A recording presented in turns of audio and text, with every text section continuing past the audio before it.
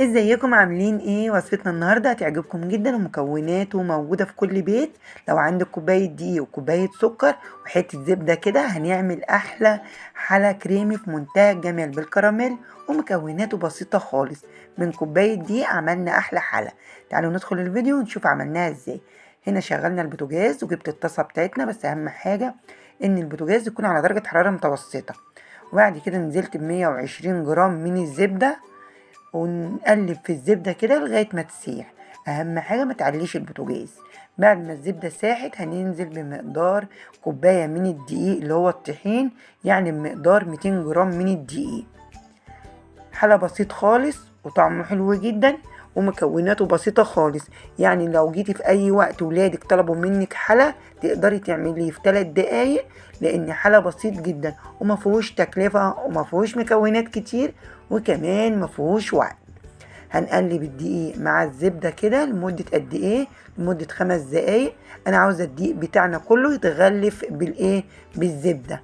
هنا انا بعمل تسوية للدقيق. شايفين الدقيق اتغلف كله بالزبدة زي ما انتوا شايفين، وهقعد اقلب فيه كده زي ما قلت لكم لمدة 5 دقايق بس على درجة حرارة متوسطة.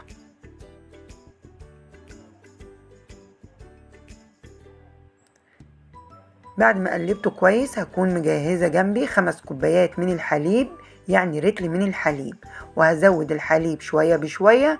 وهبتدي بقى اجيب المضرب بتاعي وافكك الدقيق مع الحليب. لازم تقلبيه كويس جدا لان انا مش عاوزة فيه تكتلات، يعني مش عاوزة فيه كلاكيع من الدقيق وتهدي البوتاجاز وانتي بتقلبي فيه كده. انا مش عاوزة البوتاجاز يكون عالي، يعني بعد ما بتحطي الحليب بتهدي البوتاجاز على درجة حرارة هادية، وتزودي الحليب بشوية بشوية لغاية ما يتفكك منك الدقيق خالص وما يبقاش فيه تكتلات، ويبقى الدقيق بتاعك كريمي خالص.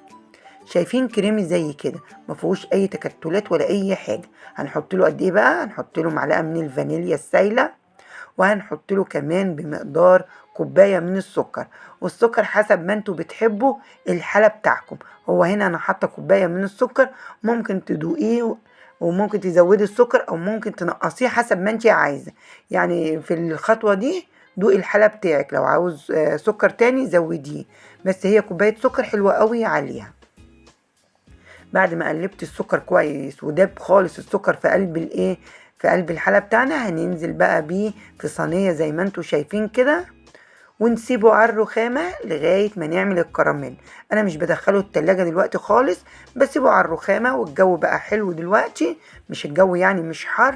هنسيبه على الرخامة لغاية ما نعمل الكراميل بتاعنا.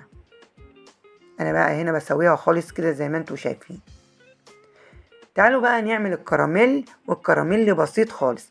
برضو جبت طاسة وشغلتها على درجة حرارة متوسطة البوتاجاز بتاعي، وحطيت كوباية من السكر، يعني بمقدار 200 جرام من السكر، وهخلي النار متوسطة خالص عشان هنا هكرمل السكر. عاوزاه متكرمل، مش عاوزاه يبقى محروق، يعني عاوزاه اللون بتاعه يبقى فاتح مش غامق.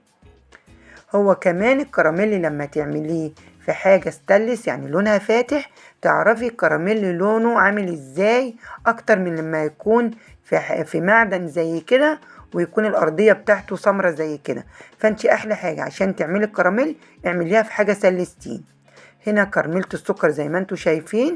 هنبتدي بقى جنبي 3 كوبايات، قصدي 3 معالق من النشا، وعندي كوبايتين من المية. هنا لازم افك النشا بالمية قبل ما احطه على الكراميل، يبقى دول 3 معالق كبار من النشا. هحط عليه المية شوية بشوية لغاية ما افكك النشا كده وادوبها خالص، لان لو حطينا النشا على طول على الكراميل هيكلكع معايا. فانا كده دوبت 3 معالق كبار من النشا، وابتدي بقى احطها على الكراميل بتاعي، وبعد كده اروح حاطه باقي المية بتاعتي. هو اول ما بتحطي فيه المية بيرجع يتماسك تاني، بس لما بتسيبيه على نار هادية بيفك معاكي وبيرجع حلو خالص مفيهوش اي مشكلة. بس احنا لما بنحط المية هو بيتماسك، بس لما بتقعدي تقلبي فيه على نار هادية على طول بيرجع يفك تاني. انا كده حطيت الكوبايتين المية كلهم وحطيت ال3 معالق نشا اللي دوبتهم في المية. انتوا متهيأ لكم هنا ان الكراميل غامق عشان الصينية بتاعتي لونها اسود، فانت ايه اعمليها في سلستين عشان تشوفي اللون الكراميل كويس.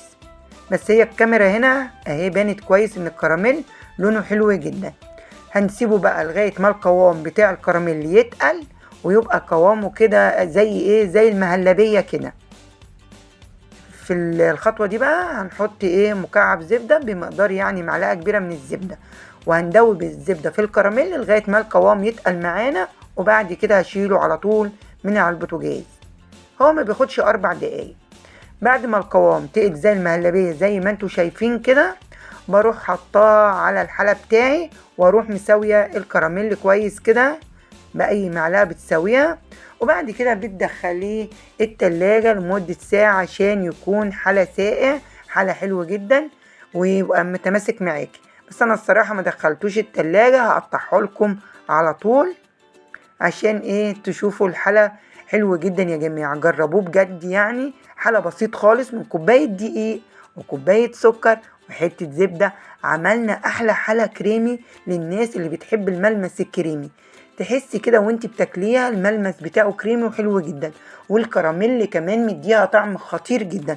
بجد يا جماعة جربوها، حاجة كده تحفة، حاجة كده ملمسها كريمي طعمها حلو جدا، ومن مكونات بسيطة خالص وسهلة خالص، وما خدتش يعني وقت ولا مكونات ولا اي حاجة. يلا بقى جربوا الحلقة بتاعي. لو عجبكم الفيديو ما تنسونيش في اللايك والشير، ولو مش مشتركين معايا في القناة ممكن تشتركوا عشان يوصلكم كل جديد من مطبخكم. مطبخ بألف هنا مع العين.